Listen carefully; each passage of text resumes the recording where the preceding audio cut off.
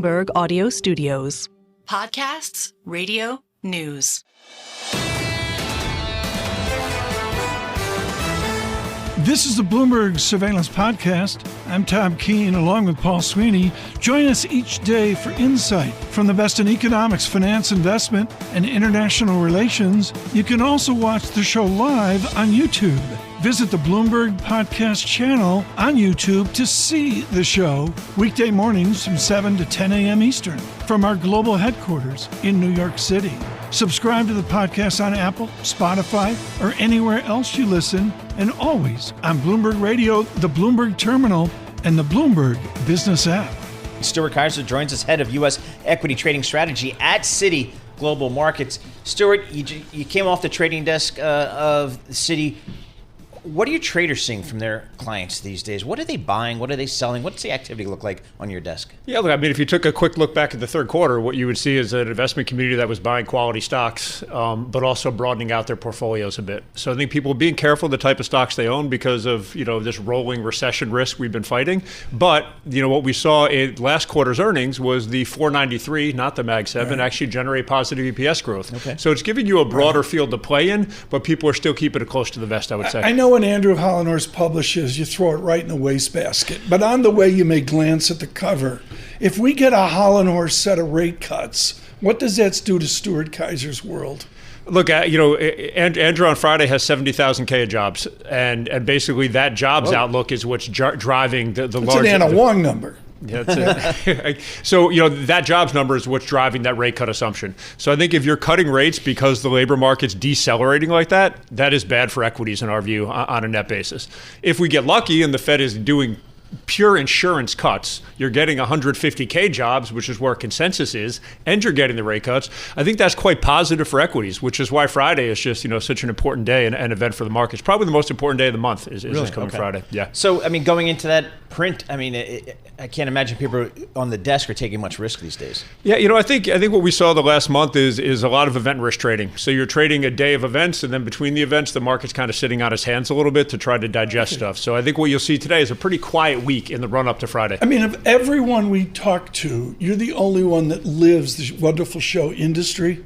It's out of the London desk, Canary Wharf and all that. But you Canary Wharf, you live it. Stuart Kaiser, what was your desk like when China once, China twice provided various and sundry stimulus? What was the level of bedlam like? Look, I think initially it was a little bit of we've seen this before, but then when they continued to follow up with it in terms of new announcements, what you're having here is very negative sentiments towards China that's accumulated over a number of years, but a very large package that the Chinese policymakers seem to be signaling they're gonna repeat. So I think what you're seeing is effectively, people are getting sort of shocked by the tactical Was there move. Profanity on the desk like in industry? I would say there was some choice words. Choice words, okay. Choice words Good morning, shared. Jane Fraser. Okay, so I think if specifically on China, I think you're in a situation here as they shocked the market, and the question is, when you get back from Golden Week, is there follow-through, or was this window dressing ahead of a big political event? And if there's follow-through, then the positioning is not there on China, and you could get some people forced into it. So, market's performing well. We'll have to see what happens after this, vacation week for them, and we'll see how much follow-through there is. How about valuation in the marketplace here? We've seen the S&P equal weighted index actually outperform a little bit recently, so a little bit of a broadening out in the marketplace. How do you guys think about valuation in this market? Valuations is high, but not obscene, I guess is the way I might put it. You're kind of like upper quartile, upper decile, but you're not at max levels. Look, the bottom line for us, valuation, we view that as potential energy. So if you do get a sell-off, there's more room to fall, but you need a catalyst to release potential energy, turn it kinetic. And that catalyst is likely going to be the Fed or the jobs market. So it's an issue, but we need something to release it. I don't know where it is, but Apple's out near, not to a new high. Mag 7 update from Stuart Kaiser.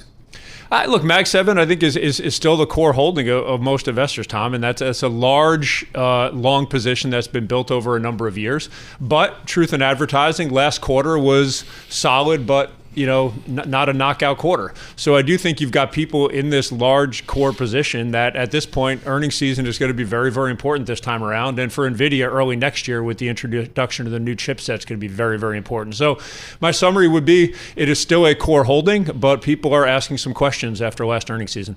WTI crude oil below $68 a barrel. What's the energy call for you guys? Honestly, oil to me has been probably one of the more confounding trades over the last 12 to 18 months. If I wrote you a list of all the catalysts and events that happened, you wouldn't expect oil to be where it is. Yep. U.S. is producing a tremendous amount of oil. Russia's probably bleeding some discounted price oil onto the market. So I think it's hard to be particularly bullish the oil price, just given A, the structural challenges, B, the event risk that the market has absorbed, and C, the amount of oil that the U.S. is putting out. So for now, I think we're sort of on the sidelines with that, at least from an equity perspective. Stuart Kaiser, thank you so much. Thank you. With Citigroup.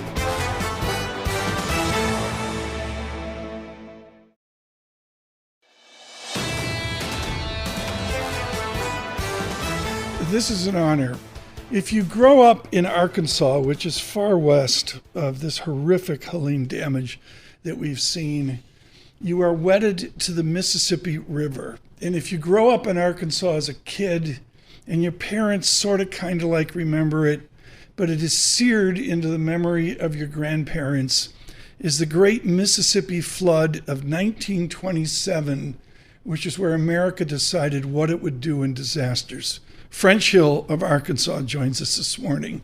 French Hill, we've got to come to the rescue of these people. Are Democrats and Republicans united? Well, good morning, Tom. And yes, 1927 was the ultimate devastation in the Mississippi Valley. A great book, Lanterns on the Levee, the culture there. Yes, absolutely. And let me point out that Speaker Mike Johnson, in our first version of the continuing resolution that included our SAVE Act, which limited voting to just American citizens in federal elections, we also had a replenishment of the FEMA fund in that bill. Unfortunately, some of my colleagues did not go along with that continuing resolution. So when we get back, I think we'll be confronted with a supplemental appropriation to replenish those FEMA stocks. Okay, but French, let me cut to the chase. Speaker Trump reneged on North Carolina X number of times ago. I don't know. Paul Sweeney had to shovel out his cottage during Hurricane Sandy. Across 50 states, we don't know where the next disaster is. How do Republicans grow up and do a unified effort for these people devastated? I think we will. I'm sure we will have a supplemental appropriation, as I say, to support FEMA, and we'll deal with that as soon as the Congress is back in early November. And I think we should, and that's why I voted for it back in September. So, French, when Congress does get back in early November, give us kind of, from your perspective, what the to-do list is for our Congress. Yeah, it's extensive. First, we've got to finish fiscal 25 spending. The House passed about 75% of federal spending across our House floor. The Senate has passed no bills across the Senate floor. That's the top issue when we get back, is settling on spending. We have a CR that runs until the third week in December. Secondly, we have the National Defense Authorization Bill, which has been in conference between the Senate and House. That bill will certainly come to the floor. And then, as Tom noted, the crisis in the Southeast from the hurricane. But there's another crisis brewing in farm country, which is the fact that we don't have a renewal of the agriculture programs. We reauthorize those every 5 years. They're expiring at the end of the year. There's some severe shortages in some of the commodity programs. I think that'll be a priority when we get back as well. And I guess kind of the most immediate thing here right now, Congressman, is the strike. We're day one of the strike here on the East Coast, and I'm just kind of looking at some maps up on the various TV networks, and it's just, the entire East Coast wrapping around Florida, well into the Gulf Coast here. These ports are shut down, impacting, roughly half of the trade coming in and out of this country. What's the view in Washington, D.C. as how this should play out or could play out? Well, you heard the cost estimates from J.P. Morgan Chase. You're talking about 45,000 people, 36 ports, the entire Gulf and East Coast network of longshoremen. It's my understanding the president has 80 days that he could ask for a cooling off period and intervene in this strike, which comes at a precipitous time, both in the economy, which is soft. We're in a situation where we have unprecedented amounts of imports coming into the country for the Christmas holiday season. So I think it's got a dramatic impact on the economy, particularly in the Southeast when you're already battered by the hurricane. So I don't know if the president's going to take that action or not. French Hill, how does the senator from Ohio recalibrate from the last number of months of a campaign? And I don't know what the polling is. I'm going to assume it's a dead heat. It's not for me to say what the polling is. But how does a senator from Ohio this evening recalibrate back to the grand old party of Hill and Lincoln? So Senator Vance tonight should remind voters that Harris-Walz is the continuation of the Biden administration, and the three big issues in this campaign: inflation and the impact on our families, the open border and the impact on fentanyl, crime in our communities, and potential terror attacks. Those two issues are critical. And I just believe that Senator Vance ought to go back to the issue that Harris and Biden had 4 years to deal with that. And it was decisions that they took as president and vice president that have made those situations worse. And I think that's where he ought to stick to the facts, stick to the fact that the Trump-Vance policies could be better than the Harris-Walz policies on border security, national security, the economy, and particularly pushing back on inflation. Look for the coverage tonight on Bloomberg Radio at 8 p.m. Paul? Balance of power. Exactly, Tom. Congressman Hill, what do you think? I mean, we get back into session here in November. Most of the experts that we hear from, they expect, this is going to be a deadlock government going forward. I mean, it's a relatively small chance that either the Republicans will sweep the three branches or the Democrats will sweep the three branches. So most of the odds suggest it's going to be a deadlocked type of government. What can we expect from that type of government over the next several years, do you think? What's your perspective? Well, Paul, let's use your hypothetical of tight margins in the Senate and House, and then we don't know the outcome in November. Either president, Harris or Trump, will face a chronic, sustained $2 trillion per year deficit that has been spawned by decisions made during the pandemic and expiring tax cuts from the Tax Cuts and Jobs Act of 2017. Yeah. Plus, obviously, grappling with the Congress approving a new target for the debt ceiling on a bipartisan basis, and that expires in January. Right. This new president coming in is going to be confronted with the most severe fiscal situation that I've seen in my policy days, and I think that will dominate those politics, as you say, in a narrowly divided Congress. French, one final question. My major issue with Basel is I hope it's still imported from Italy, for the kitchen. You're looking at a different Basel in Basel, Switzerland, and what it basically is out of the carnage of 2007 is we've got to load up capital in our banks. You have very un-French Hill-like language. We are gold-plating America's banks. Discuss. So, Tom, Basel is, as you know, about a 40-year trend now in trying to harmonize capital standards between the global banks. And so we're now on Basel III, and they call it the Basel III Endgame. I didn't like Basel I. This sequel movie is not much better. But our banks are the strongest in the country, in the world. We have the highest capital in the world. Right. And many of us in Congress, and I think in the private markets, felt like the Michael Barr Federal Reserve proposal for Basel III Endgame overdid it. It penalized American banks in competitiveness to European banks. Even Marco Draghi in Europe said the purpose of Basel III was to have capital neutrality, but change some of the risk ratings. The Barr proposal increased capital for American banks nearly 20%. And that's why I've called on this entire proposal to be reproposed, resubmitted for comment. One final quick one here. We got to go cover Tigers baseball. But French Hill is just simple. Does Arkansas have the toughest football schedule in America? It's like every week they're playing somebody large. It's the toughest schedule. We have a great dynamic team that wins the statistics but loses the games. We've got to hold on to the ball and stop fumbling. Very good. Coach Hill, thank you so much. French Hill on Arkansas. Texas A&M last week, Auburn the week before. In Paul, Tennessee, I didn't know Tennessee's ranked number 4. I know, they're back. They're back. Kind of like Peyton Manning back. It's Knoxville, right? Yeah, Knoxville, absolutely. They're in Knoxville, okay. Yep. Tennessee at Arkansas. French Hill, thank you for those comments, particularly about the debate. This is an honor. First of all, let me say, Bloomberg Surveillance, and we thank Interactive Brokers. Bloomberg Surveillance brought to you daily by Interactive Brokers. And their portfolio analysts consolidate and analyze all your financial accounts on one powerful dashboard for free. Sign up for a portfolio analyst at ibkr.com/free PA. Let me spell that out. ibkr.com/FREEPA, free PA. Thank you, Interactive Brokers, for your coverage.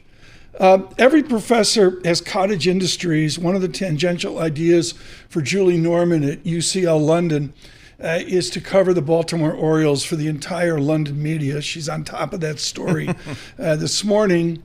But tragically and seriously, she is absolutely definitive on terror in the Middle East. She picked it up early and far too often. We're honored to speak with Professor Norman this morning. Professor, there's Beirut close to the southern border, and then there's lots of Lebanon up to Tartus in north, up towards Syria. Is Hezbollah in the entirety of Lebanon or just the south?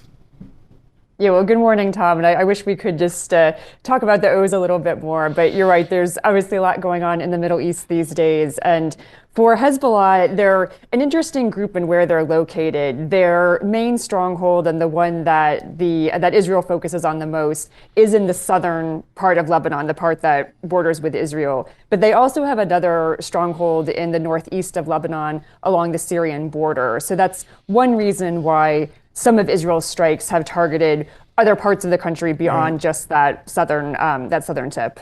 What is your, beneath the headline data in the sameness going, Telegraph, FT, Bloomberg, and all, our wonderful coverage out of Tel Aviv, what is the story not being told right now, Professor Norman?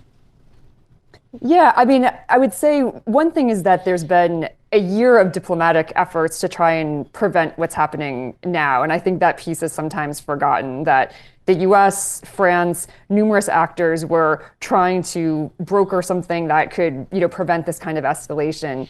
I would also point out that there's a 2006 UN Security Council resolution that set essentially a border in Lebanon that was supposed to have a buffer zone between Israel and Hezbollah that has been violated. So I would say from Israel's perspective, they had tried the diplomatic track and feel this was a necessary move. Obviously, many others disagree with that assessment, but that was very much the thinking in Israel, talking to people there this summer. So, Professor, we have reporting this morning that Israel has begun targeted ground raids to uproot Hezbollah in southern Lebanon. It seems like Israel is kind of settling all debts with all parties out there following October 7th here. Overall, what do you think Israel's strategy is these days? Yeah, well, I think you said it. I mean, it's a couple of things. One, in terms of this current operation, there's been tens of thousands of Israelis who were uprooted from their homes in northern Israel because of essentially daily rocket attacks from Hezbollah into the north. So part of the short-term aim is just getting back control over that territory and getting people back to their homes. But I would say the bigger objective for Israel is to reassert their security deterrence, their security superiority in the region, and to just flex that a little bit after the atrocities of October 7th, after being caught on the back foot, and to come back on the offensive and really send a message to all groups in the region, not just Hamas and not just Hezbollah. The distance from Tehran to Beirut is inside of 1,000 miles. What does everybody in between Tehran and Beirut want in the Arab world? What does Riyadh want? What does Kuwait want? What does Abu Dhabi want? Yeah, it's a good question, Tom, because the Middle East itself is not, there's not a straight alignment on this. Is it just, I don't mean to interrupt, but is it just Sunni Shia? Is it just as simple as that? It often falls along those lines, but I would say it's definitely not that simple. I should even point out that Hamas is mostly a Sunni group, even though they're in this, Iran axis of resistance network that is mostly Shia and backed by Iran. So even that relationship is not neat on sectarian lines. I think the bigger push here is a massive regional power rivalry between Saudi Arabia on the one hand and Iran on the other, and the states around them who are linked to them for different kinds of interests, some ideological, but some more geopolitical. And so those two states are, very, very much at odds with each other. And that's one reason why you don't see Riyadh, backing up anything that's being done. They see Hezbollah and Iran as just as much of a threat these days as I would say Israel would say the U.S. would too. What percentage of Hezbollah is degraded right now? I mean, Paul alluded to that earlier, but I can't get a handle on the how muchedness of harm other than the headlines of leaders being killed. Yeah, I'm not sure that anyone really knows, Tom. I mean, we estimate that Hezbollah has around 50,000 operatives, but even that number is an estimate. It's been put higher and lower. And they have an arsenal, again, estimated around 150,000 different types of rockets and missiles that Israel is trying to degrade. So just to say there's been a lot of damage, obviously at that leadership level for sure. But in terms of full operational capacity, that still runs pretty deep, and that's Israel's motivation, I think, for this ground invasion to try and uproot some of that too. But it's pretty extensive, and that's why they've been seen as such a threat. Do we have to go there? Should we go there?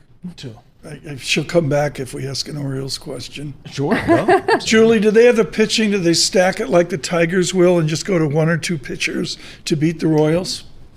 I mean, Tom, I am full in for October. I will say pitching has been a bit of a challenge for the O's this year, but I think we're going in strong now and just we're ready. I feel like they're ready for it. They just got to get through these few weeks. It's a joy to see Jim Palmer on their announcing team as well. It's great to see Julie Norman in the background for those of you on radio worldwide and on your commute across the nation. In the background of her London abode is an Orioles cap. There you go. From a few years ago. She's a fan.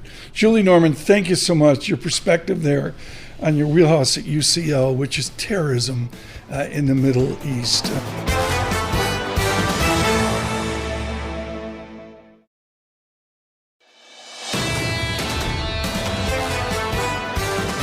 Joining us now is Seanergy, and a name that you'll know from their board, John Katsonis. Has been with us before on shipping on the Red Sea and all the challenges. But today, the chairman and the chief executive officer, Stamatis Tsantanis, joins us now from Seanergy as well. Sir, I want to speak to what Danny Berger talked about, which is the technology difference of shipping and docks, and she said between Amsterdam and America. Is America behind in the technology of loading and unloading ships? Well, yes. Good morning, everyone, and nice to be here. Well, I must say that America is generally a little bit behind in infrastructure altogether. So it's not just the loading and unloading of containers, but generally we feel, and we've been doing a lot of raw materials exports from Baltimore, especially.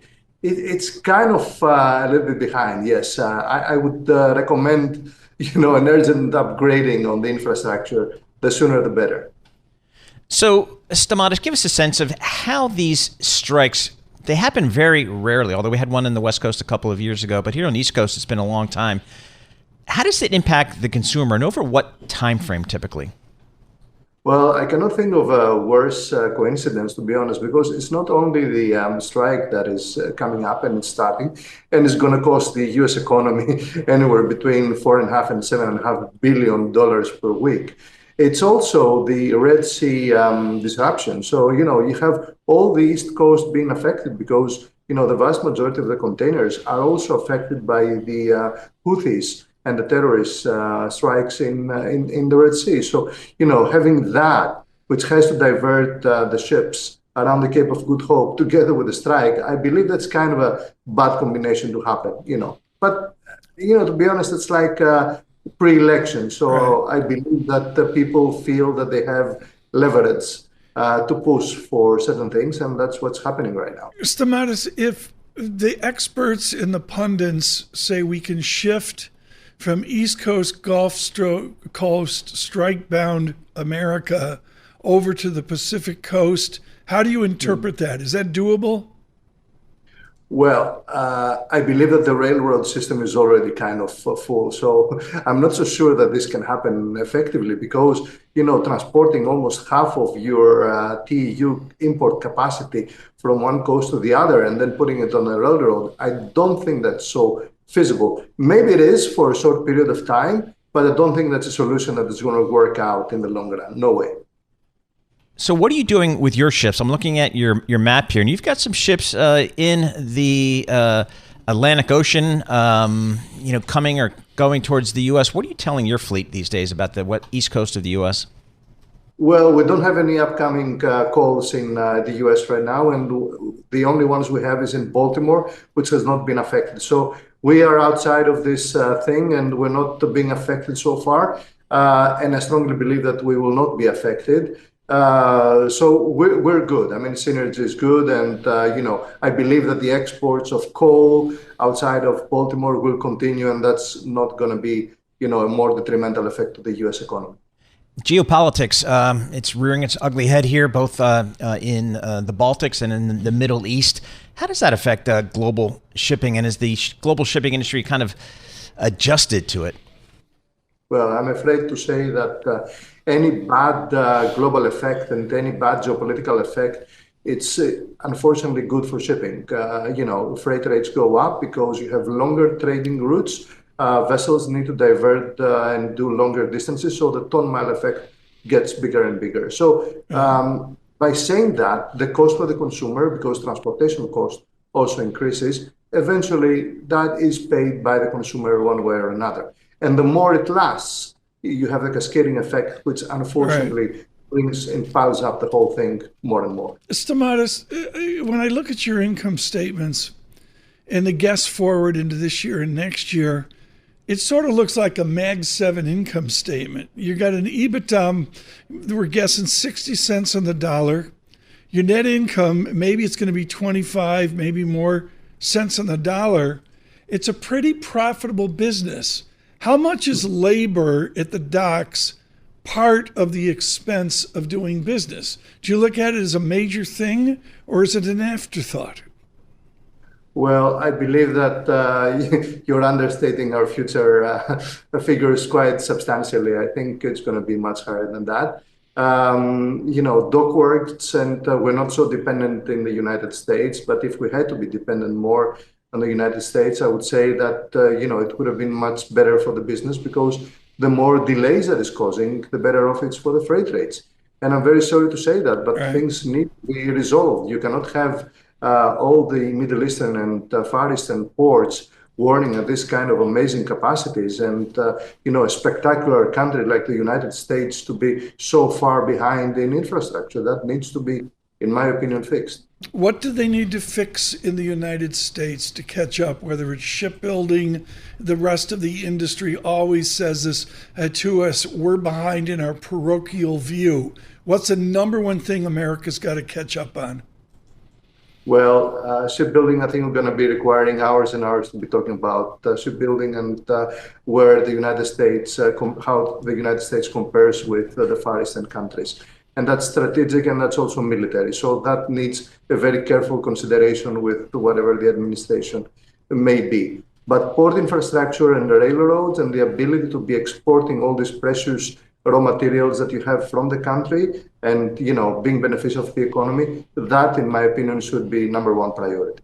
Stamatis, your company, Seanergy Martime and Maritime United, talk to us about the types of ships that are in your fleet and what types of cargoes do you guys focus on?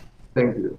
We are one of the biggest owners of the Capesize dry bulk vessels, and we transport a lot of iron ore and coal. So our ships are pretty much required for the transportation needs of raw materials that are required for infrastructure.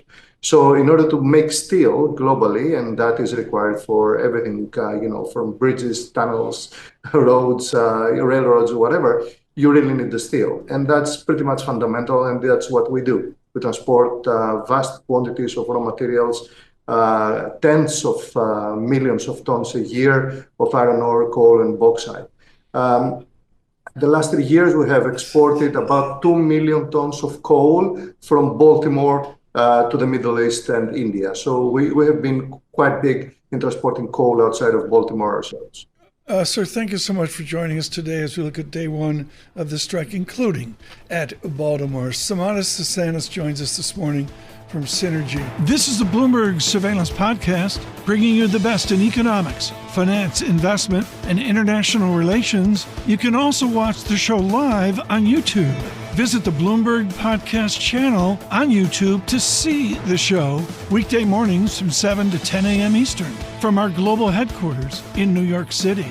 Subscribe to the podcast on Apple, Spotify, or anywhere else you listen, and always on Bloomberg Radio, the Bloomberg Terminal, and the Bloomberg Business app.